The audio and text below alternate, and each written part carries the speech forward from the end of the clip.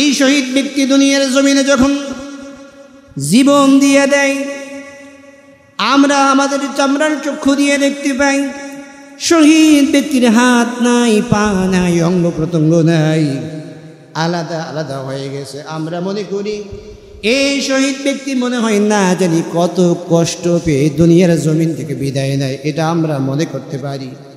কিন্তু আল্লাহর নবী সাল্লাল্লাহু আলাইহি ওয়াসাল্লাম বলছেন, দুনিয়ার মানুষ লক্ষ্য করে শোনো, না না, শহীদ ব্যক্তি শুধুমাত্র কেবলমাত্র একমাত্র এতটুকুন কষ্ট অনুভব করে, একটা পিপিলিকায়, একটা পিঁপড়ায় একটা জীবিত মানুষকে কামড় দিলে যতটুকুন না কষ্ট পায়, এর থেকেও কম কষ্ট পেয়ে শহীদ ব্যক্তি দুনিয়ার জমিন থেকে বিদায় নেয়।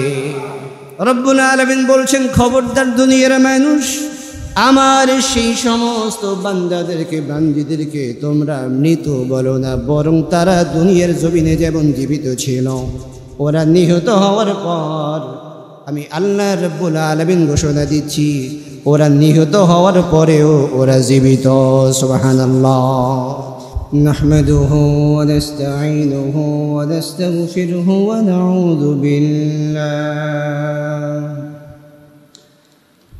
নাউযু বিল্লাহি মিন শুরুরি আনফুসিনা ওয়া মিন সাইয়্যাতি আমালিনা। من يهد الله فلا مضل له ومن يضلله فلا هادي له ونشهد أن لا إله إلا الله وحده لا شريك له الذي أرسله بالحق بشيرا ونذيرا وداعيا إلى الله بإذنه وسراجا منيرا. وقد قال الله تعالى في كلامه المجيد وفرقانه الحميد. সবাই পড়ি আউযু বিল্লাহি মিনাশ শাইতানির রাজীম।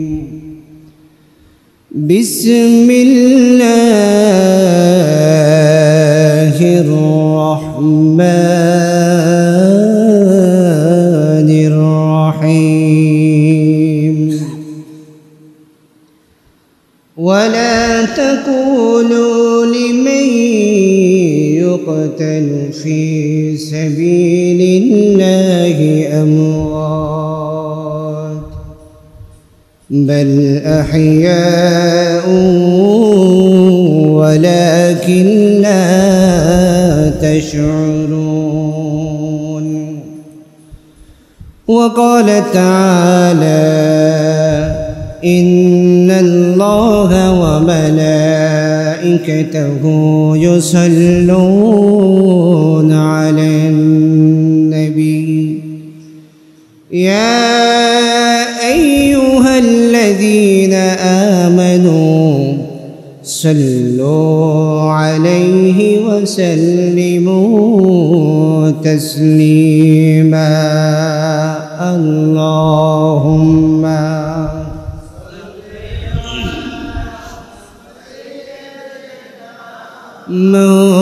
مولانا محمد وعلى آله مولانا محمد جبل كل محبة شدبري. اللهم سيدنا مولانا محمد وعلى آله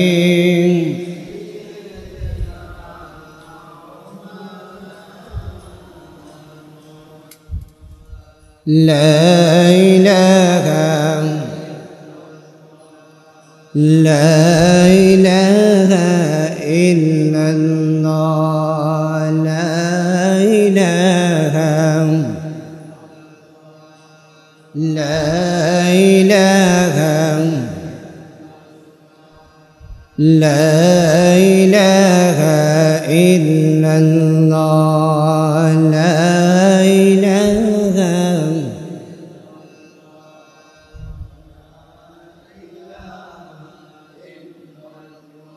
لا إله إلا الله لا إله إلا الله لا إله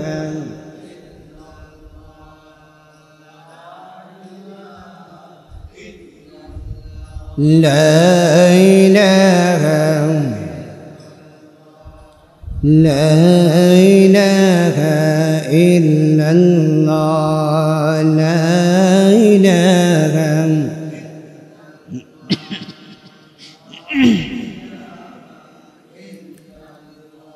لا إله إلا الله محمد رسول الله সবাই পড়ি সাল্লাল্লাহু আলাইহি ওয়াসাল্লাম।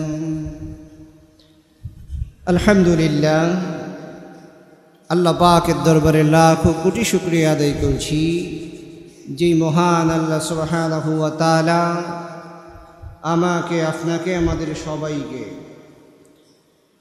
সপ্তাহের সর্বশ্রেষ্ঠ দিন সলাতুল জুমার দিন, এই সলাতুল জুমার দিনে সলাতুল জুমা আদায়ের লক্ষ্যে আল্লাহ সুবহানাহু ওয়া তাআলা আমাদেরকে তার ঘরে সবার আগে উপস্থিত হয়ে আলোচনায় শামিল হওয়ার তৌফিক দিলেন। এই জন্য আমরা সেই মহান রবের দরবারে শুকরিয়া আদায় করে মোহাব্বতের সাথে সকলেই পড়ছি আলহামদুলিল্লাহ, দরুদ ও সালাম পেশ করছি। কিয়ামতের দিন কঠিন মুহূর্তের সময় যিনি আমাদের জন্য শাফায়াত করবেন, আমাদের জন্য একান্ত ব্যারিস্টার হবেন, নবীদের নবী, আমাদের প্রাণ প্রিয় নবী মুহাম্মদুর রাসূলুল্লাহ সাল্লাল্লাহু আলাইহি ওয়াসাল্লামের প্রতি আমরা বলছি আল্লাহুম্মা সাল্লি আলাইহি আল্লাহুম্মা বারিক আলাইহি। সম্মানিত সুধী উপস্থিতি, অনেকেই বলেছিলেন, জানতে চেয়েছেন, এই যে মাইলস্টোন সহ বিভিন্ন সময় অগ্নিকাণ্ডে অনেক মানুষ নিহত হয়, মৃত্যুবরণ করে কি না করে। এরপরে অনেক মানুষ জমিনে দিন কায়েমের জন্য নিহত হয়, পক্ষান্তরে কেউ আবার দেয়াল চাপা পড়ে মৃত্যুবরণ করে। তো অনেকে জানতে চেয়েছেন যে হুজুর, এই বিষয়ে যদি একদিন কথা বলেন হয়তোবা আমরা শুনতাম, মানে এরা কি শহীদের পর্যায়ে পড়বে কিনা। এই জন্য আজকে আমি আপনাদের সামনে কোরআনুল কারীমের 2 নম্বর সূরা সূরাতুল বাকারা 174 নম্বর আয়াত, 54 নম্বর আয়াত তিলাওয়াত করেছি। তো 154 নম্বর আয়াতের আলোকে আজকে আমরা কথা বলবো ইসলামে শহীদের মর্যাদা সম্পর্কে। তাহলে আজকে আমাদের আলোচনার বিষয় কি? ইসলামে শহীদের মর্যাদা এবং এই শহীদের স্তর কয়টি এবং কি কি। কোন শহীদ আল্লাহ পাকের কাছে সব থেকে বেশি সফলতা অর্জনকারী, আল্লাহ পাকের কাছে সব থেকে বেশি সম্মানিত এবং মর্যাদা সম্পন্ন, এবং আল্লাহ পাকের পক্ষ থেকে রিজিক প্রাপ্ত হয়ে থাকে নিহত হওয়ার পরেও। আল্লাহ পাক আমাদেরকে এই আয়াতে কারিমার আলোকে কিছু কথা বলার জন্য তৌফিক দান করুন, সবাই বলে আমিন। তো সম্মানিত সুধী উপস্থিতি, আমি আপনাদের সামনে কোরআনুল কারীমের যেই আয়াতে কারিমাটি তিলাওয়াত করলাম, তিলাওয়াতকৃত আয়াতে কারিমাটির আমরা প্রথমে তর্জমা করে নিতে চাই। আল্লাহ পাক এই আয়াতে কারিমার ভেতরে কি বললেন? রব্বুল আলামিন বলছেন যে ওয়ালা তাকুলু, এবং তোমরা মৃত বলো না, লিমাই ইউক্তালু, যারা হত্যা হয়েছে, ফি সাবিলিল্লাহ, আল্লাহর রাস্তায়, আমওয়াত, মৃত হিসাবে তাদেরকে ডেকো না বা বলো না, বাল আহইয়াউন, এবং ওরা জীবিত, ওয়ালাকিল্লা তাশউরুন, তোমরা বুঝতে পারতেছো না বা অনুভব তোমরা করতে পারতেছো না। এটা হচ্ছে যে আয়াতে কারিমা তিলাওয়াত করলাম, তিলাওয়াতকৃত আয়াতে কারিমার বঙ্গানুবাদ। সম্মানিত সুধী উপস্থিতি, এই আয়াত নাজিলের পেছনে একটা কারণ আছে না নাই? এই যে আমরা যেই আয়াত নিয়ে কথা বলবো, এই আয়াতে কারিমাটি আল্লাহ সুবহানাহু ওয়া তাআলা যে নাজিল করলেন, অবতীর্ণ করলেন, এর পেছনে একটা প্রেক্ষাপট আছে না নাই? একটা কারণ আছে না নাই?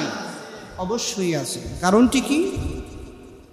বিভিন্ন তাফসীরের কিতাবের ভেতরে এর শানে নুজুল এসেছে। তো আমরা সারা দুনিয়ার আলেমদের কাছে নির্ভরযোগ্য যে তফসির ইবনে কাসির, এই তফসির ইবনে কাসিরের ভেতরে আল্লামা ইবনে কাসির রাহিমাহুল্লাহ যেটি উল্লেখ করেছেন, আমরা সেটি শুনি। ইবনে আব্বাস রাদিয়াল্লাহু তাআলা আনহু বলেন, এই আয়াত বদর ও উহুদের শহীদদের প্রসঙ্গে আল্লাহ সুবহানাহু ওয়া তাআলা নাজিল করেছেন, অবতীর্ণ করেছেন। সুবহানাল্লাহ। আমার বন্ধুগণ, সাহাবায়ে কেরামগণ যখন আল্লাহর রাস্তায় যুদ্ধ করতে গিয়ে শহীদ হলেন, আল্লাহর জমিনে আল্লাহর দ্বীন কায়েমের জন্য যখন সংগ্রাম করলেন, প্রচেষ্টা করলেন, তখন দুর্বল কিছু ঈমানদার, কিছু মুনাফিক মার্কা মুসলমান এবং কিছু মুনাফিক তখন তারা বলাবলি করতেছিল, যারা নিহত হলো তারা তো আর ফিরে আসবে না, ওরা তো মারা গেছে, আর ওদের জন্য কোনো ফায়দা নাই, কোনো রকমের সম্মান নাই, কোনো রকমের নিয়ামত নাই, ওরা নিহত, ওরা আর জীবিত নয়। রব্বুল আলামিন তাদের কথার প্রেক্ষাপটে আল্লাহ রব্বুল আলামিন আয়াত নাজিল করে জানিয়ে দিলেন। আয়াত নাজিল করলেন কোন আয়াত? যে আয়াত আমরা তিলাওয়াত করলাম, আল্লাহ রব্বুল আলামিন বললেন, ولا تقولوا لمن يقتل في سبيل الله أموات بل أحياء ولكن لا تشعرون। رب العالمين বলতেন, আল্লাহ পাক বললেন, যারা আল্লাহর রাস্তায় শহীদ হন, যারা আল্লাহর রাস্তায় নিহত হয়, আল্লাহর জমিনে আল্লাহর দ্বীন কায়েমের জন্য প্রচেষ্টা করতে গিয়ে আল্লাহ বলছে, ও দুনিয়ার মানুষেরা, তোমরা তাদেরকে মৃত বলো না। তার কারণ আমি আল্লাহ রাব্বুল আলামিন সার্টিফিকেট দিয়ে দিলাম, ওই সমস্ত মানুষগুলো মৃত নয়, ওরা নিহত হওয়ার পরেও ওরা হচ্ছে আমি আল্লাহ পাকের পক্ষ থেকে জীবিত। জোরে বলেন সুবহানাল্লাহ।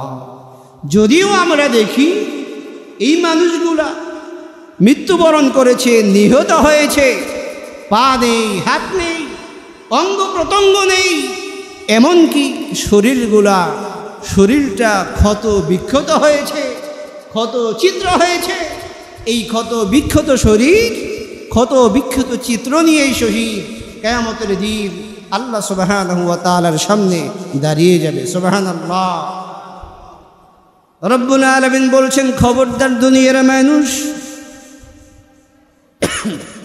আমার সেই সমস্ত বান্দাদেরকে বান্দিদেরকে তোমরা মৃত বলো না, বরং তারা দুনিয়ার জমিনে যেমন জীবিত ছিল, ওরা নিহত হওয়ার পর আমি আল্লাহ রাব্বুল আলামিন ঘোষণা দিচ্ছি ওরা নিহত হওয়ার পরেও ওরা জীবিত।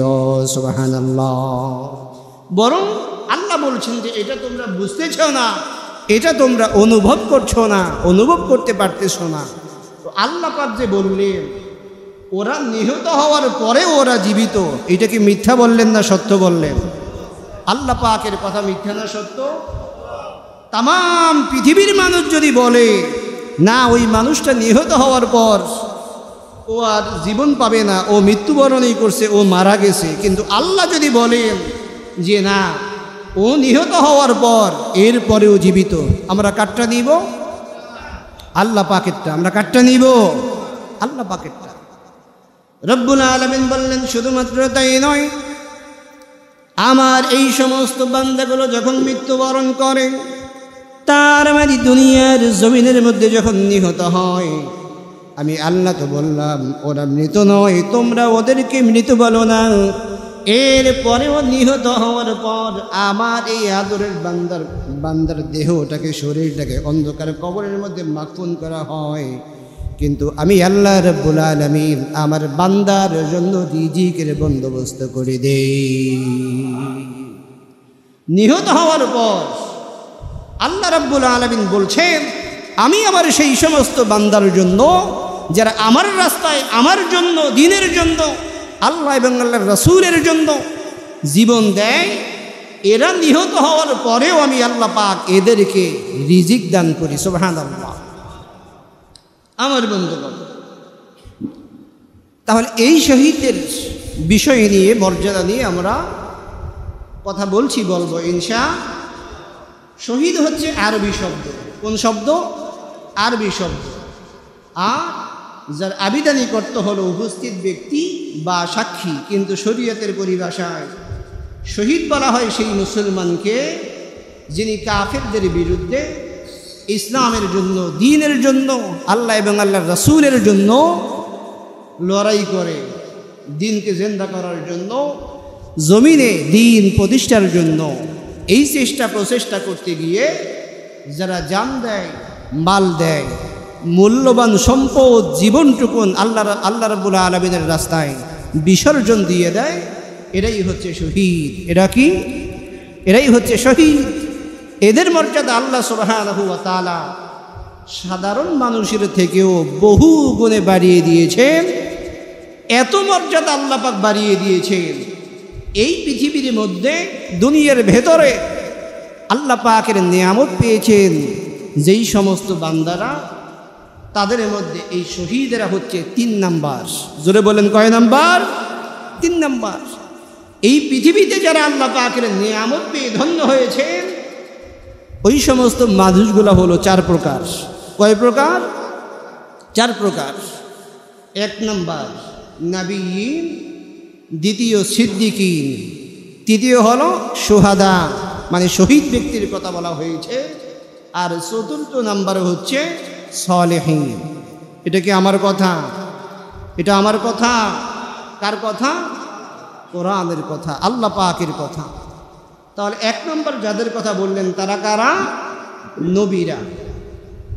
আচ্ছা বলেন তো, নবীদেরকে আল্লাহ পাক যেই মাকাম, যেই মর্যাদা দান করলেন, সাধারণ মানুষ যদি কিয়ামত পর্যন্ত সেজদায় পড়ে থাকে, তাহলে নবীদের মাকাম সাধারণ মানুষেরা পাবে? সম্ভব নয়। কেন সম্ভব নয়? নবীদেরকে আল্লাহ সুবহানাহু ওয়া তাআলা যেইভাবে সৃষ্টি করেছেন, তাদের ভেতরে যা দিয়েছেন, সাধারণ মানুষের ভেতরে কি আল্লাহ পাক এই রকমের মর্যাদা দিয়েছেন? আমার বন্ধুগণ, নবীরা হচ্ছেন মাসুম, তারা হচ্ছে নিষ্পাপ, তাদের জীবনে বড় গুনাহ তো দূরের কথা, আল্লাহ রাব্বুল আলামিন যাদেরকে নবুয়ত দিলেন, নবী বানালেন, রাসূল বানালেন, এদের জীবনে, গোটা জীবনে একটা সগীরা গুনাহ পর্যন্ত হয় নাই। সুবহানাল্লাহ বলবেন না? তাহলে আমরা যারা সাধারণ মানুষ, আমাদের জীবনে সগীরা গুনাহ তো দূরের কথা, কবিরা গুনাহ শিরকের কোনো কমতি আছে? ইচ্ছায় অনিচ্ছায় আমরা কথায় কথায় মুমিন দাবি করি, কিন্তু এর পরেও আমরা শিরক করে ফেলি, কবিরা গুনাহ অহরহ করে ফেলি, মিথ্যা বানোয়াট আষাঢ়ে গল্পের মতো আমরা অনেক গুনাহ করে থাকি। তাহলে নবীদের মাকাম, নবীদের মর্যাদা আল্লাহ পাক যেমন বাড়িয়ে দিয়েছেন, কিয়ামত পর্যন্ত যদি সাধারণ মানুষ সিজদার মধ্যে যদি পড়ে থাকে, এরপরেও নবীদের মাকাম পাওয়া সম্ভব নয়। তাহলে এক নম্বর হচ্ছে নবীরা। দ্বিতীয় নম্বর কারা? দ্বিতীয় নম্বর হচ্ছে সিদ্দিকীন, মহা সত্যবাদী যারা, নবীদের পরে যাদের স্থান, সুবহানাল্লাহ, নবীদের পরে যাদের স্থান তাদেরকে বলা হয় কি? সিদ্দিকীন। তারা আল্লাহ পাকের কাছে সত্যবাদী, দুনিয়ার মানুষের কাছে সত্যবাদী, এমনকি নিজের কাছে সত্যবাদী। আমার বন্ধুগণ, তারাই হচ্ছে সিদ্দিকীন।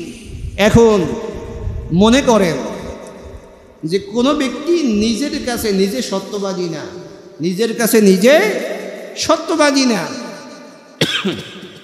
যেমন দুনিয়াতে আমরা রসম হিসাবে দেখে থাকি বিশাল বড় বড় কোয়ালিটি সম্পন্ন নেতা, দিনের বেলা চরিত্র একরকম এবং রাতের আধারে চরিত্র আরেক রকম, আছে না নাই? তো এরা যদি বলে না আমি সিদ্দিকী, এটা কি সম্ভব? তাহলে নিজের কাছে নিজে ভালো হতে হবে, আল্লাহর কাছে ভালো হতে হবে, দুনিয়ার মানুষের কাছে ভালো হতে হবে, এক কথায় সবার কাছে ভালো হতে হবে। তাহলেই হচ্ছে কি? সিদ্দিকী। আমার বন্ধুগণ, সংক্ষেপ করে কথা বলবো ইনশাআল্লাহ। এরপরে নাবিয়িন এক নম্বর, দ্বিতীয় নম্বর কি? সিদ্দিকীন। এই দুইটার পরে যাদের কথা আল্লাহ সুবহানাহু ওয়া তাআলা বললেন তারা কারা? তারা হচ্ছে শুহাদা, তারা হচ্ছে শহীদদের কথা আল্লাহ পাক এই কোরআনুল কারীমের ভেতরে বলেছেন। শহীদদের পরে যাদের কথা আল্লাহ পাক বললেন তারা হচ্ছে সালেহীন। চতুর্থ নম্বর যাদের কথা আল্লাহ পাক বললেন তারা কারা? সালেহীন। তারা হচ্ছে নেককার, পরহেজগার, আল্লাহওয়ালাগণ। আমার বন্ধুগণ, এই দুনিয়ার জমিনের ভেতরে যারা আল্লাহ পাকের নিয়ামত পেয়ে ধন্য হয়েছেন, আমরা তাদের কথা বললাম। তারা কয় প্রকার? তারা হচ্ছে 4 প্রকার। এই কথা আমি বলি নাই, কোরআনুল কারীমের 4 নম্বর সূরার 69 নম্বর আয়াতে কারীমের ভেতরে আল্লাহ রাব্বুল আলামিন বললেন, وَمَن يُطِعِ اللَّهَ وَالرَّسُولَ فَأُولَٰئِكَ مَعَ الَّذِينَ أَنْعَمَ اللَّهُ عَلَيْهِم مِّنَ النَّبِيِّينَ وَالصِّدِّيقِينَ وَالشُّهَدَاءِ وَالصَّالِحِينَ। রব্বুল আলামিন বললেন, বান্দারে, এই দুনিয়ার জমিনের ভেতরে যারা নিয়ামত পেয়ে ধন্য হয়েছেন তারা হলো 4 প্রকার। আর তাদের মধ্যে 1 নম্বরে কারা? 1 নম্বর কারা? নবীরা। দ্বিতীয় নম্বর কারা? সিদ্দিকীন। তৃতীয় নম্বর হচ্ছে শুহাদা। আর চতুর্থ নম্বর হচ্ছে সালেহীন। সুবহানাল্লাহ। আমার বন্ধুগণ, তাহলে নবীদের পরে সিদ্দিকীন যারা, তাদের পরে তৃতীয় স্থানে আল্লাহ রাব্বুল আলামিন যাদের কথা বললেন তারা হচ্ছে আল্লাহ রাব্বুল আলামিনের নিয়ামত প্রাপ্ত ব্যক্তিরা, তারাই হচ্ছেন শহীদ। জোরে বলেন সুবহানাল্লাহ। আমার বন্ধুগণ, এই শহীদদের সম্পর্কে আল্লাহ রাব্বুল আলামিন বলেন, এই শহীদদের জন্য আমি আল্লাহ রাব্বুল আলামিনের পক্ষ থেকে রয়েছে মহা পুরস্কার। সুবহানাল্লাহ। তাহলে এই শহীদদের জন্য আল্লাহ রাব্বুল আলামিনের কাছ থেকে মহা পুরস্কার যিনি ঘোষণা করলেন, যদি বুঝে থাকেন আওয়াজ দিয়ে বলুন তিনি কে? কোরআনুল কারীমের 4 নম্বর সূরার 74 নম্বর আয়াতে কারিমার ভেতরে আল্লাহ রাব্বুল আলামিন বললেন, وَمَن يُقَاتِلْ فِي سَبِيلِ اللَّهِ فَيُقْتَلْ أَوْ يَغْلِبْ فَسَوْفَ نُؤْتِيهِ أَجْرًا عَظِيمًا। রব্বুল আলামিন বলছেন বান্দারে লক্ষ্য করো, আর যে আল্লাহর রাস্তায় লড়াই করবে অতঃপর সে নিহত হোক কিংবা বিজয়, অচিরেই আমি আল্লাহ রব্বুল আলামিন তারে মহা পুরস্কার দান করব। সুবহানাল্লাহ। আর একটু আসতে বলেন সুবহানাল্লাহ। আল্লাহর রাস্তায় যারা সংগ্রাম করতে গিয়ে দিন প্রতিষ্ঠার জন্য যারা লড়াই করবে, এরা নিহত হোক অথবা এরা কি হোক, বিজয় হোক, আল্লাহ পাক বলছেন আমি আল্লাহ পাকের পক্ষ থেকে এদের জন্য রয়েছে মহা পুরস্কার। সুবহানাল্লাহ। আল্লাহ পাক কি সবার কথা বলছেন?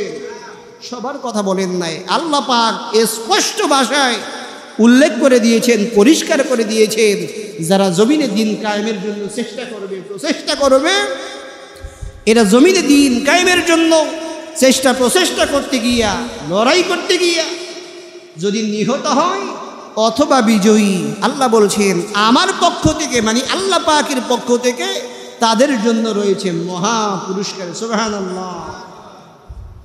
আমার বন্ধুগণ, তাহলে এই মহা পুরস্কার শহীদদের জন্য আল্লাহ রাব্বুল আলামিন সংরক্ষিত করে রেখে দিয়েছেন। আমার বন্ধুগণ, যারা এই মহা পুরস্কার পাবেন এদের জীবনে এর থেকে বড় সফলতা আর কিছুই হতে পারে না। জোরে বলেন ঠিক কিনা?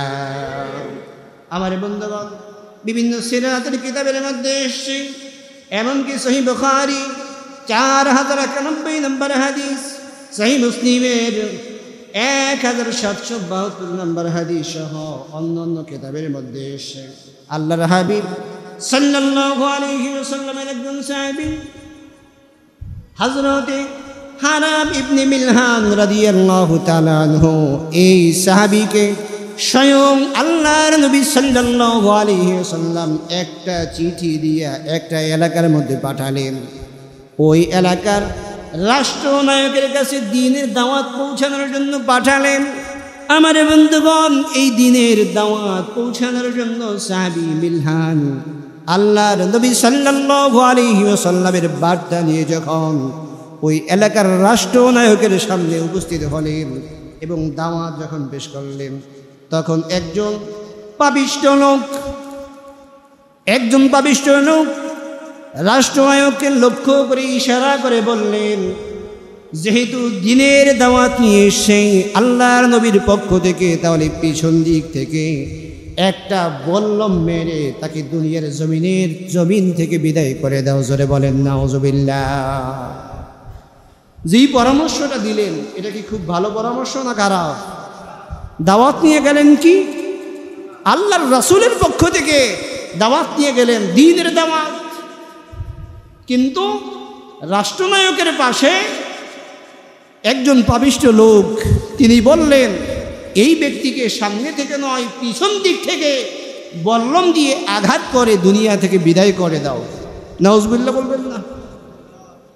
আমার বন্ধুগণ, আল্লাহর নবীর সেই সাহাবী মিলহান রাদিয়াল্লাহু তাআলা আনহু ওই রাষ্ট্রনায়কের সামনে দাঁড়ানো অবস্থায় পিছন দিক থেকে ওই পাপিষ্ঠ লোকের কথায় ব্যক্তি ওই সাহাবীর পৃষ্ঠদেশ থেকে বল্লম মেরে তাকে আঘাত করলো। বল্লম দিয়ে আঘাত করার সঙ্গে সঙ্গে ওই বল্লমটা পিছন দিক থেকে ঢুকে কলিজা ভেদ করে, বুক ভেদ করে সামনে দিয়ে বেরিয়ে যায়।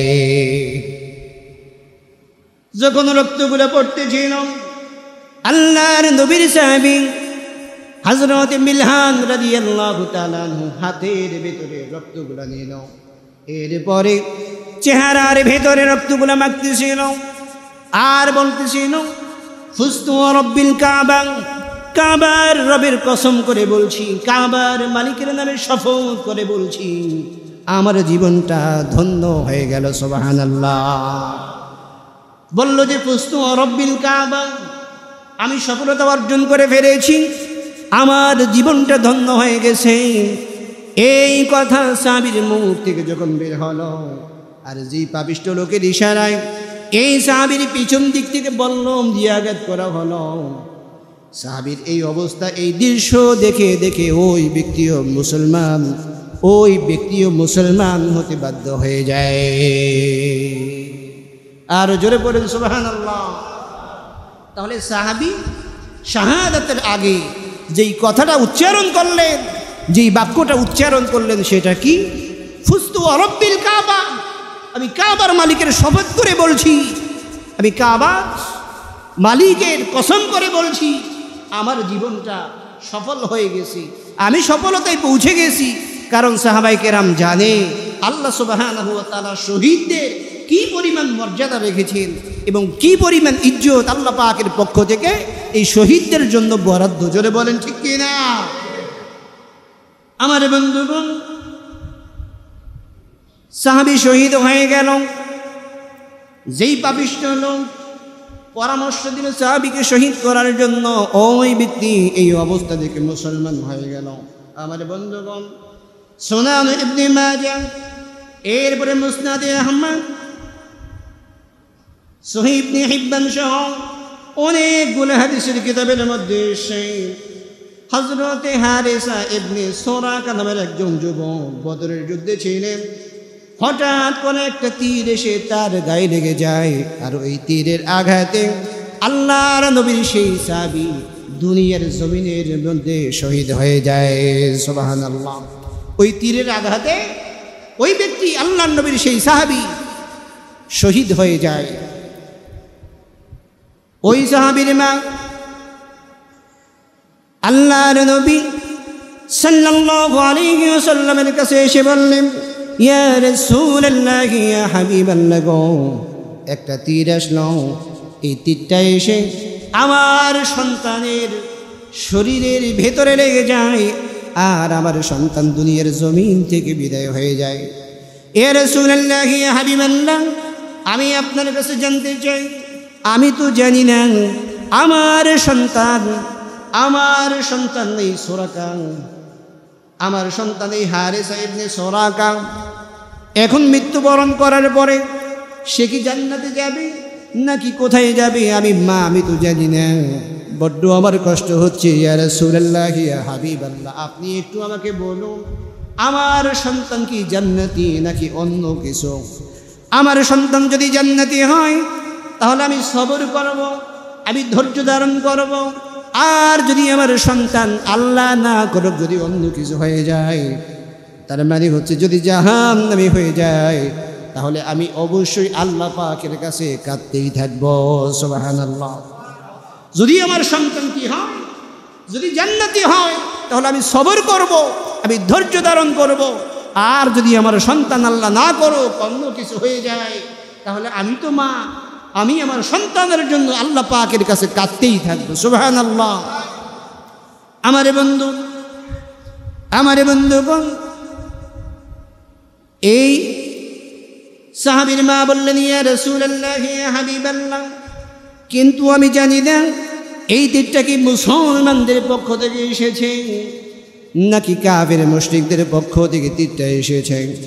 আল্লাহর নবী সাল্লাল্লাহু আলাইহি ওয়াসাল্লাম বললেন, ইয়া উম্মা হারিসা, হে হারিসার মা, তুমি কি জানো না, তুমি কি মনে করছো আল্লাহ রাব্বুল আলামিনের জান্নাত, জান্নাতুল ফিরদাউস মাত্র একটাই স্তর? তুমি কি এইটা মনে করেছো? ওরে হারিসার মা, লক্ষ্য করে শোনো, আল্লাহ রাব্বুল আলামিনের জান্নাত শুধুমাত্র জান্নাতুল ফিরদাউসই নয়, এই জান্নাতের আরো অনেকগুলো স্তর আল্লাহ রাব্বুল আলামিন তৈরি করে রেখে দিয়েছেন। সুবহানাল্লাহ। আর একটু আস্তে পড়েন সুবহানাল্লাহ। তাহলে জান্নাতের স্তর কি শুধুমাত্র একটাই নাকি আরো স্তর আছে? স্বয়ং আল্লাহর হাবিব সাল্লাল্লাহু আলাইহি ওয়াসাল্লাম বললেন, ও আল্লাহর বান্দি, লক্ষ্য করে শোনো, জান্নাতের স্তর শুধুমাত্র একটা নয়, আল্লাহ রাব্বুল আলামিন বহু স্তর আল্লাহ রাব্বুল আলামিন তৈরি করে রেখে দিয়েছেন। আর সব থেকে উত্তম স্তর যেইটি জান্নাতুল ফিরদাউসের উচ্চ স্তর যেইটি, ওই স্তরে আল্লাহ রাব্বুল আলামিন তোমার সন্তানকে আল্লাহ রাব্বুল আলামিন জায়গা করে দিয়েছে। তাহলে শহীদ ব্যক্তি যারা, এদের মর্যাদা আল্লাহ পাকের কাছে কম না বেশি? আরো জোরে বলেন, কম না বেশি? আমার বন্ধুগণ, এই পৃথিবীতে এই পৃথিবী গোটা দুনিয়ার মূল্য যদি বিক্রি করা হয় তাহলে কি 2000 টাকা হবে, 2 কোটি টাকা হবে? আপনাদের এই তালতলি মাঠে বর্তমানে 1% জায়গার মূল্য কত টাকা আছে? রোডের সাথে কত টাকা আছে? অনেক টাকাই তো মনে হয় নাকি? 10-20 লাখ টাকা এইরকম আছে না? আছে। কিন্তু জান্নাতে একটা লাঠি মাত্র রাখার জন্য যতটুকু জায়গার প্রয়োজন হয়, দরকার হয়, জান্নাতে একটা লাঠি রাখতে জায়গা কি অতিরিক্ত বেশি লাগে? 2% লাগে, 1%? সামান্য থেকে সামান্য একটু জায়গা লাগে, তাই না? তাহলে তামাম দুনিয়া বিক্রি করে দিলেও জান্নাতের লাঠি রাখলে যতটুকু জায়গা খরচ হয় ওই জায়গাটুকুর মূল্য গোটা দুনিয়া বিক্রি করলো এরপরেও হবে না। সুবহানাল্লাহ, সুবহানাল্লাহ বলবেন না? তাহলে সেই জান্নাত, এই জান্নাতের উচ্চ স্তরে আল্লাহ পাক শহীদদেরকে স্থান দিয়ে দেয়। সুবহানাল্লাহ। আমার বন্ধুগণ, কিয়ামতের দিন হিসাব নিকেশের পরে আল্লাহ পাকের যত গোলাম জান্নাতে প্রবেশ করবে এরা আর পচা দুর্গন্ধময় দুনিয়ায় আসতে চাইবে না। কিন্তু মাত্র এক শ্রেণীর মানুষ মাত্র দুনিয়ায় আসতে চাইবে এই পচা দুর্গন্ধময় স্থান দুনিয়াতে। আমার বন্ধুগণ, যারা আসতে চাইবে আল্লাহ পাকের কাছে অনুমতি চাইবে বারবার, তারা কিন্তু সাধারণ মানুষ নয়, তারা নবীন সিদ্দিকিন, এই 2 শ্রেণীর পরে যাদের স্থান যদি বুঝে থাকেন আওয়াজ দিয়ে বলুন তারা কারা? শহীদ ব্যক্তি আল্লাহ পাকের কাছে বললেন, রব্বুল আলামিন আমাদেরকে আরো একবার দুনিয়ায় যাওয়ার সুযোগ করে দাও, আমরা আরো একবার দুনিয়ায় যেতে চাই। কেন দুনিয়ায় আসতে চাই? আমার বন্ধুগণ, শহীদ ব্যক্তিরা জানে আমরা যদি জমিনে আল্লাহর দ্বীন কায়েমের জন্য প্রচেষ্টা করে মূল্যবান জীবন যদি আল্লাহর রাস্তায় খরচ করে আসতে পারি, তাহলে আল্লাহ রাব্বুল আলামিন জান্নাতের নিম্ন স্তর আমাদেরকে দান করবেন না, আল্লাহ রাব্বুল আলামিন আমাদেরকে জান্নাতুল ফেরদাউসের সব থেকে উচ্চ স্তর আল্লাহ রাব্বুল আলামিন দান করে দিবেন। সুবহানাল্লাহ। আমার বন্ধুগণ, হাদিস শরীফের ভেতরে এসেছে, আবু দাউদের 2522 নম্বর হাদিস, মুসনাদে আহমদ 21879 নম্বর হাদিস, ইবনে মাজাহ 2793 নম্বর হাদিস সহ আরো অনেকগুলো হাদিস এসেছে। আমার বন্ধুগণ, আল্লাহর নবী সাল্লাল্লাহু আলাইহি ওয়াসাল্লাম বললেন, যারা প্রকৃতপক্ষে শহীদ হয় আল্লাহর জন্য, দ্বীনের জন্য, জমিনে দ্বীন কায়েমের জন্য, দ্বীন প্রতিষ্ঠার জন্য, আল্লাহ রাব্বুল আলামিন কিয়ামতের ময়দানে কঠিন মুহূর্তের সময় রব্বুল আলামিন শহীদ ব্যক্তিকে তার পরিজনের মধ্য থেকে 70 জন ব্যক্তির জন্য সুপারিশ করার পারমিশন আল্লাহ রাব্বুল আলামিন শহীদদেরকে দিয়ে দিবে। তাহলে শহীদদের মর্যাদা আল্লাহ রাব্বুল আলামিনের কাছে কম নাকি বেশি? এই জন্য আল্লাহর নবীর সাহাবীরা আল্লাহর কাছে দোয়া করতেন, না আল্লাহ তাআলা আমাদেরকে শাহাদাতের মৃত্যু দান করো। সবাই বলি আমিন। আমরাও আল্লাহর কাছে এটাই দোয়া করব ইনশাআল্লাহ। আল্লাহর নবী সাল্লাল্লাহু আলাইহি ওয়াসাল্লাম বললেন, ইয়াশফাউ শাহীদু ফি 70 মিন আহলি বাইতি। কিয়ামতের দিন শহীদ আল্লাহর কাছে 70 জন পরিজনের জন্য সুপারিশ করার পারমিশন আল্লাহ রাব্বুল আলামিন শহীদ ব্যক্তিরে দিয়ে দিবে।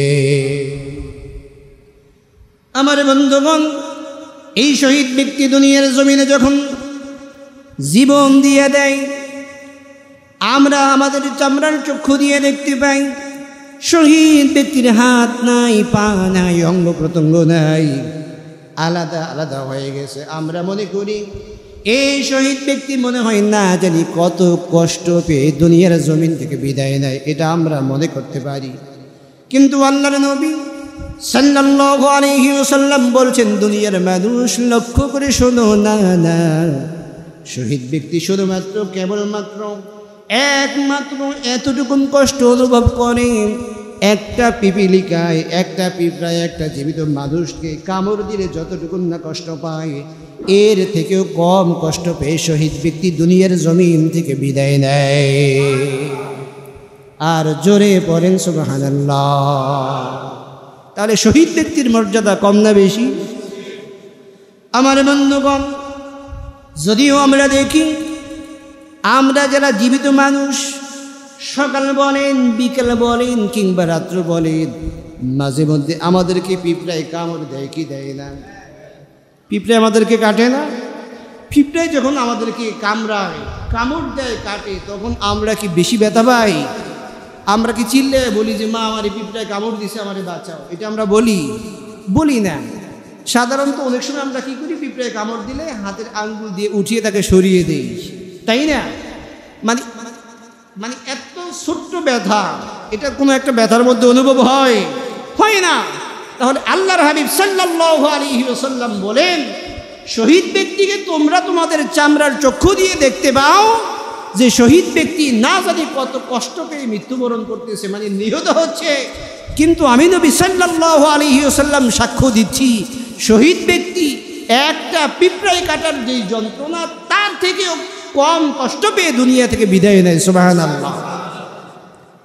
আমার বন্ধুগণ, এই দুনিয়ার জমিনের ভেতরে যত মানুষ মৃত্যুবরণ করে, মৃত্যুবরণ করার পর যদি নেককার যদি ব্যক্তি হয়, তাহলে আসমান থেকে যে সমস্ত রহমতের ফেরেশতারা আসে, সুগন্ধি এবং সুন্দর কাপড় চোপড় নিয়ে আসে, ওগুলার মধ্যে নেককার আল্লাহওয়ালা ব্যক্তি যারা, তাদের রূহটাকে গুছিয়ে নেয়। আর যদি বদকার হয়, তাহলে দুর্গন্ধযুক্ত চটের ভেতরে ফেরেশতারা ওই বদকার ব্যক্তির রূহটাকে কবজ করার পর রেখে দেয়। কিন্তু আমার বন্ধুগণ, শহীদ ব্যক্তির যখন জান কবজ করা হয়, আল্লাহর সম্মানিত ফেরেশতা যখন রূহটাকে কবজ করে, আমরা কি জানি এই শহীদ ব্যক্তির রূহটাকে আল্লাহ রাব্বুল আলামিন কোথায় রেখে দেয়? এটা আমরা জানিনি। এটা আমরা জানি দুনিয়ার মানুষ মৃত্যুবরণ করলে, নেককার হোক বদকার হোক, আসমান থেকে ফেরেশতা নাজিল হয়। বদকার হইলে দুর্গন্ধযুক্ত চটের ভেতরে তার রূহটাকে গুটিয়ে নেওয়া হয়। নেককার হলে আসমান থেকে যে রহমতের ফেরেশতা নাজিল হয়, সুগন্ধিযুক্ত কাপড় চোপড় যে নিয়ে আসে, এগুলোর ভিতরে তার রূহটাকে নেওয়া হয়। কিন্তু শহীদ ব্যক্তি যখন নিহত হয় জমিনে, তখন তার রূহটাকে কি করা হয়? এটা আমরা জানি। আমার বন্ধুগণ, অনেকগুলো হাদিস শরীফের মধ্যে এসেছে, শহীদ ব্যক্তি যখন নিহত হয়, নিহত হওয়ার সঙ্গে সঙ্গে আল্লাহর ফেরেশতারা তখন শহীদ ব্যক্তির রূহটাকে, শহীদ ব্যক্তির জানটাকে জান্নাতের সবুজ পাখির পেটের মধ্যে আল্লাহ রাব্বুল আলামিন ভরে দেয়। সুবহানাল্লাহ বলবেন না? আপনারা মৃত্যুবরণ করলে সাধারণ অবস্থায় আপনাদের রূহ কি জান্নাতের সবুজ পাখির পেটের মধ্যে দেবে? যদি আল্লাহর রাস্তায় শহীদ হতে পারেন, দ্বীনের জন্য, ঈমান ও ইসলামের জন্য, কোরআনের জন্য, তাহলে আপনি যখন দুনিয়ার জমিনে নিহত হবেন, আপনার রূহটাকে আল্লাহ সুবহানাহু ওয়া তাআলা রহমতের ফেরেশতার মাধ্যমে জান্নাতের সবুজ পাখির পেটের ভেতরে আপনার রূহটাকে আল্লাহ পাক সংরক্ষণ করবেন। সুবহানাল্লাহ। আমার বন্ধুগণ, এই শহীদ ব্যক্তির রূহটাকে আল্লাহ রাব্বুল আলামিন শুধুমাত্র জান্নাতের সবুজ পাখির পেটের মধ্যে সংরক্ষণ করবেন, এখানেই শেষ নয়। শহীদ ব্যক্তির রূহটা জান্নাতের সবুজ পাখির পেটের মধ্য দিয়ে পুরা জান্নাতের ভেতরে এদিক ওদিক ঘোরাফেরা করে। এরপরে যখন বিশ্রামের প্রয়োজন হয়, যখন রেস্টের প্রয়োজন হয়, তখন আল্লাহ পাকের আরশে আজিমের নিচে আলোর স্তম্ভ রয়েছে, ওই আলোর স্তম্ভের ভিতরে শহীদ ব্যক্তির রূহটা ওই জায়গায় এসে আলোর স্তম্ভের ভিতরে বিশ্রামের ব্যবস্থা আল্লাহ রাব্বুল আলামিন করে দিয়েছেন। সুবহানাল্লাহ। তার মানে শহীদ ব্যক্তি নিহত হওয়ার পরে দুনিয়ার জমিনের মধ্যে তার শরীরটা যদিও জানাজার মাধ্যমে ক্ষত চিত্র অবস্থায় তার কবরের মধ্যে মাকফুন করে দেওয়া হয়, তার শরীরটা থাকে কোথায়? কবরের ভেতরে। আর তার রূহটা থাকে জান্নাতের সবুজ পাখির পেটের মধ্য দিয়া পুরা জান্নাত তিনি ঘুরে বেড়ায় সুবহানাল্লাহ। আর যখনই খাবার দাবারের প্রয়োজন হয়, নাজ নিয়ামতের প্রয়োজন হয়, তখন সবুজ পাখি জান্নাতের সমস্ত নাজ নিয়ামত ভক্ষণ করতে থাকে সুবহানাল্লাহ। আমার বন্ধুগণ, যখন বিশ্রামের প্রয়োজন হয়, আল্লাহ পাকের আরশে আজিমের নিচে যে আলোর স্তম্ভ রয়েছে, ওই আলোর স্তম্ভে এসে ওই শহীদদের রূহগুলা বিশ্রাম দেয় সুবহানাল্লাহ। তাহলে এই শহীদদের মর্যাদা যিনি বাড়িয়ে দিয়েছেন তিনি কে? আমার বন্ধুগণ, উহুদ প্রান্তরে যারা শহীদ হয়েছিল, সেই শহীদরা বলছিল, আমাদের আপনজনেরা কত কান্নাকাটি করেছি, আমরা দুনিয়ার জমিনে শহীদ হওয়ার কারণে, আমরা নিহত হওয়ার কারণে আমাদের পরিবার পরিজন কান্নাকাটি করতেছে। দুনিয়ায় আমাদের যেই বন্ধু বান্ধব রয়েছে তারাও কান্নাকাটি করতেছে, তারা ভাবতেছে আমরা মৃত, কিন্তু আসলে আমরা তো মৃত নয়, বরং আল্লাহ রাব্বুল আলামিন আমাদেরকে দুনিয়া থেকে আরো উত্তম জীবন দান করে দিয়েছে সুবহানাল্লাহ। এই ক্ষণস্থায়ী দুনিয়াতে আমরা তো সামান্য থেকে সামান্যতম হায়াত পেয়েছিলাম, আল্লাহ পাক সেই ক্ষণস্থায়ী জীবন থেকে, ক্ষণস্থায়ী জীবনের হায়াত থেকে আমাদেরকে আরো উত্তম হায়াত আল্লাহ পাক দান করে দিয়েছেন সুবহানাল্লাহ, যেখানে কোনো মৃত্যু নাই। জোরে বলেন ঠিক কি না? শহীদ ব্যক্তিরা বলতেছে, আমরা যেহেতু শহীদ হলাম, আমাদের পরিবার পরিজন, আত্মীয় স্বজন, এমনকি আমাদের বন্ধু বান্ধব তারা চিন্তা করতেছে, মন খারাপ করতেছে, কান্নাকাটি করতেছে, আমরা মৃত্যুবরণ করেছি, আমরা নিহত হয়েছি, কিন্তু তারা জানে না আমরা জীবিত, আমরা মরি নাই। আল্লাহ পাক আমাদেরকে উত্তম জীবন দিয়েছেন। এমনকি শুধুমাত্র তাই নয়, জান্নাতের মধ্যে যত নিয়ামত আছে আল্লাহ রাব্বুল আলামিন সমস্ত নাজ নিয়ামত আমাদের জন্য উন্মুক্ত করে দিয়েছেন সুবহানাল্লাহ।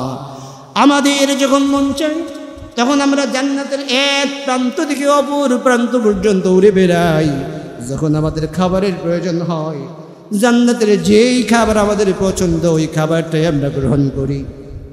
আর যখন আমাদের বিশ্রামের প্রয়োজন হয়, তখন আল্লাহ পাকের আরশে আজিমের নিচে আলোর স্তম্ভের ভিতরে এসে আমরা বিশ্রাম গ্রহণ করে থাকি সুবহানাল্লাহ। আর একটু জোরে বলেন সুবহানাল্লাহ। আমার বন্ধুগণ, শহীদ ব্যক্তিরা বলতেছেন, আল্লাহ পাক আমাদেরকে এত পরিমাণ নিয়ামত দিয়েছেন, মর্যাদা দিয়েছেন, নাহারে আমাদের দুনিয়ার জীবনে মা বাবা, আত্মীয় স্বজন, বন্ধু বান্ধব তারা কেউ জানে না। যদি তারা জানতো তাহলে তারা কতই না খুশি হতো। আল্লাহ রাব্বুল আলামিন শহীদ ব্যক্তিদের কথায়, যখন শহীদ ব্যক্তিরা এই বিষয় নিয়ে কথা বললেন, আলোচনা করলেন, আল্লাহ রাব্বুল আলামিন সঙ্গে সঙ্গে কোরআনুল কারীমের 3 নম্বর সূরার 169 নম্বর আয়াত নাযিল করে জানাইয়া দিলেন, ولا تحسبن الذين قتلوا في سبيل الله أمواتا بل أحياء عند ربهم يرزقون। আল্লাহ রাব্বুল আলামিন বলছেন, যারা আমার রাস্তায়, আমার জমিনে, আমার দ্বীন কায়েমের জন্য প্রচেষ্টা করে এরপরে নিহত হয়, আমার সেই সমস্ত বান্দাদেরকে তোমরা মৃত বলো না সুবহানাল্লাহ, বরং তারা জীবিত। যদিও তাদের দেহটা অন্ধকার কবরের মধ্যে মাকফুন করে দিয়েছ, কিন্তু আমি আল্লাহ রাব্বুল আলামিন তাদের রূহটাকে জান্নাতের সবুজ পাখির পেটের মধ্যে ঢুকাইয়া আমার জান্নাতের সকল প্রকার নাজ নিয়ামত ভক্ষণ করার ক্ষমতা আমি আল্লাহ রাব্বুল আলামিন তাদেরকে দিয়ে দিয়েছি। আর একটু আস্তে পড়েন সুবহানাল্লাহ। আমার বন্ধুগণ, তাহলে এই শহীদদের মর্যাদা কম না বেশি? জোরে বলেন, শহীদদের মর্যাদা কম না বেশি? তাহলে এই শহীদদের মর্যাদা যিনি বাড়িয়ে দিলেন তিনি কে? স্বয়ং আল্লাহ সুবহানাহু ওয়া তাআলা। কোনো সন্দেহ আছে? আমার বন্ধুগণ, তাহলে এই শহীদ হওয়ার জন্য আমাদের মনের ভিতরে তামান্না থাকা দরকার আছে না নাই? জোরে বলেন, তামান্না থাকা দরকার আছে না নাই? আমার বন্ধুগণ, অনেক আলোচনা, এই আলোচনা কি একদিনে সম্ভব? একদিনে শেষ করা সম্ভব নয়। তাহলে আমরা এতটুকুন বলি, এই শহীদদের স্তর হয়েছে তিনটি। শহীদদের স্তর কয়টি? জোরে বলেন কয়টি? সবাই আওয়াজ দিয়ে বলেন শহীদদের স্তর কয়টি? তিনটি স্তর। এক নাম্বার কি? এক নাম্বার স্তর হচ্ছে শহীদ দুনিয়া ওয়াল আখিরা, যারা দুনিয়ায় শহীদ আখিরাতেও শহীদ আমার বন্ধুগণ। আর দ্বিতীয় নাম্বার হচ্ছে শহীদুল দুনিয়া, শুধুমাত্র দুনিয়ায় যারা শহীদ, যারা দুনিয়ার জন্য দুনিয়ায় শহীদ। আর তৃতীয় নাম্বার হচ্ছে শহীদুল আখিরা, যারা আখিরাতের জন্য শহীদ। তাহলে শহীদের স্তর কয়টি? তিনটি স্তর। হুকুমের দিক দিয়ে শহীদ রয়েছেন যারা আখিরাতের শহীদ। এই তিনটি স্তর তো এখন আমাদের বর্ণনা করার মতো, বিশ্লেষণ করার মতো সময় নেই, যেহেতু জুমার দিন। তাহলে আমরা পরবর্তী সময় যদি আল্লাহ বাঁচিয়ে রাখেন কোনো এক জুমায় আবার আমরা এই বিষয় নিয়ে কথা বলবো। তো আমরা এতটুকু জেনে রাখি, কোনো ভাই কোনো মুসল্লি জানতে চেয়েছে যারা মাইলস্টোনে নিহত হয়েছে, আগুনের মধ্যে পড়ে গেছে, তারা কি শহীদ? আল্লাহর রাসূল সাল্লাল্লাহু আলাইহি ওয়াসাল্লামের ঘোষণা অনুযায়ী তারাও শহীদের মর্যাদা পাবেন। সুবহানাল্লাহ। শুধুমাত্র তাই নয়, আল্লামা সুয়ুতি রাহিমাহুল্লাহ তিনি উল্লেখ করেন যারা সাধারণ শহীদ, এদের 30 ব্যক্তির কথা উল্লেখ করেছেন শহীদ বলে। আর আমরা মোটামুটি যতটুকু দেখেছি বিভিন্ন রেফারেন্স দিয়ে 40 জনের কথা, আবার অন্য ওলামায়ে কেরামগণ উল্লেখ করেছেন 50 জনের কথা। সুবহানাল্লাহ। তবে এই 50 জন সবাই এক নাম্বার শহীদের স্তর যেইটা, এটার অন্তর্ভুক্ত নয়। এই যে 3টা শহীদের স্তর রয়েছে, এই 3টার কোনোটা না কোনোটার অন্তর্ভুক্ত।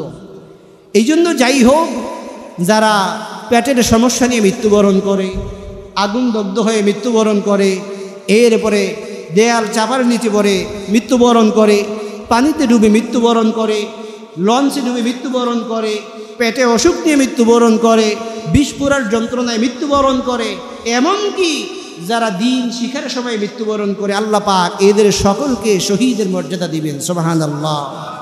আর যারা মনের মধ্যে তামান্না রাখে, শহীদ হওয়ার জন্য তামান্না রাখে যে আল্লাহ আমিও তোমার রাস্তায় শহীদ হতে চাই, এই ব্যক্তিও যখন নিহত হয়, মৃত্যুবরণ করে, আল্লাহ পাক এরও শাহাদাতের মর্যাদা দিয়ে দেয়। সুবহানাল্লাহ। আমার বন্ধুগণ, তাহলে শহীদদের মর্যাদা যিনি বাড়িয়ে দিলেন তিনি কে? আওয়াজ দিয়ে বলুন তিনি কে? তাহলে এই শহীদ হতে আল্লাহর জমিনে আল্লাহর দ্বীনের জন্য আমরা রাজি আছি।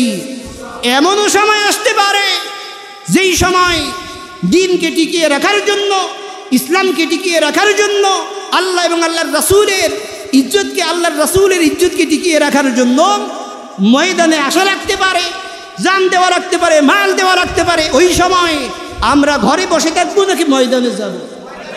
ময়দানে গিয়ে আল্লাহর রাসূলের ইজ্জত এবং সম্মানের খাতিরে ইসলামকে জিন্দা করার জন্য, জমিনে দ্বীন প্রতিষ্ঠার জন্য জীবন দিতে আমরা যারা রাজি আছি, দুহাত করে আল্লাহরে দেখাই।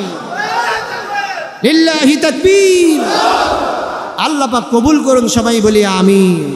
আমার বন্ধুগণ, তাহলে সাধারণ মানুষের মৃত্যু আর শহীদের মৃত্যু এক নয়। এই দুনিয়াতে যারা নিয়ামত পেয়েছেন তাদের ভেতরে শহীদরা হচ্ছে 3 নাম্বার।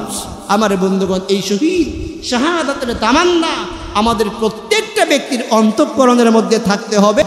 শহীদি তামান্না থাকার পরেও যদি আপনি বিছানায় যদি প্যারালাইসিস হয়ে যদি মৃত্যুবরণ করেন, যদি ঠ্যাং ভেঙে যায় যদি মৃত্যুবরণ করেন, আল্লাহ পাক আপনারও শহীদি মর্যাদা দিয়ে দিবেন। সুবহানাল্লাহ। সম্মানিত সুধী উপস্থিতি, আজকে আর আমরা এই বিষয়ে কথা বলবো না, অন্য একটু বিষয় নিয়ে আমরা 1 মিনিট কথা বলি। ধরেন যে একটা মাসালা কীরকম আমরা খেয়াল করে লক্ষ্য করে দেখি, মাঝে মধ্যে আপনারা অনেকেই ইচ্ছাকৃতভাবে না সালাত আদায় করেন, সালাত আদায় করতে এসে তাড়াহুড়া করেন, সালাতের ভিতরে খুশু নাই। এরপরে নামাজে দাঁড়িয়ে যখন একটা বান্দা সালাতে দাঁড়ায়, তখন ওই ব্যক্তি কার সামনে দাঁড়ায়? আল্লাহ পাকের সামনে দাঁড়ায়। আসলে এই কথা আমরা মুখে বলি, যখন নামাজে দাঁড়ায় এই বিষয়টা আমরা মনে হয় ভুলে যাই। এটা কি ভোলা যাবে? তো কোনো ব্যক্তি যদি আল্লাহ পাকের সামনে দাঁড়ায়, তাহলে এই নামাজরত অবস্থায় ওই ব্যক্তি কি বিভিন্ন রকমের ডানে বামে পিছনে আশেপাশে কি আছে এগুলা দেখতে পারে? কিন্তু আমাদের ভেতরে আমরা লক্ষ্য করি এই সমস্যাটা দেখা দেয়। তাহলে এই সমস্যা রাখা যাবে? রাখা যাবে না। তাহলে আমরা নামাজে দাঁড়াবো কার সামনে? আল্লাহ পাকের সামনে। যেই রকম বিনয়ী নম্র হওয়ার দরকার আমরা ওই রকমভাবে সালাতে দাঁড়াবো ইনশাআল্লাহ। মাসালাটা হচ্ছে এইরকম, নামাজ চলাকালীন অবস্থায় অনেকে এসে দেখেন যে আপনারা ইমাম সাহেব রুকু থেকে উঠে সেজদায় চলে গেছে। এখন আপনারা কি করবেন? অনেকে কি করে চিন্তা করে যেহেতু রুকু থেকে উঠে সেজদায় চলে গেছে তাহলে এখন আর সেজদায় যাবো কিসের জন্য, আমরা দাঁড়িয়ে থাকি, পরবর্তী সময়ে উঠলে ইমাম সাহেব যখন কেরাত শুরু করবে তখন না হয় আমরা নামাজে শরীক হব। বিষয়টা কি এইরকম? না। তাহলে আমি বলবো যারা এমনটা ভাবে নামাজের ফজিলত সম্পর্কে আপনাদের তাহলে ধারণা নেই। আর যারা এইটা করেন তারা না জানার কারণেই করে থাকেন। কি বলেন ঠিক না? আপনি আসার পরে যেই অবস্থা পেয়েছেন আপনি ওই অবস্থায় নামাজে শরীক হয়ে যাবেন ইনশাআল্লাহ। আমার বন্ধুগণ, আমরা নামাজ সংক্রান্ত বিষয় নিয়ে ইনশাআল্লাহ ধারাবাহিক পরবর্তী সময় আমরা কথা বলবো। আল্লাহ পাক আমাদেরকে সেই তৌফিক দান করুন, আমিন।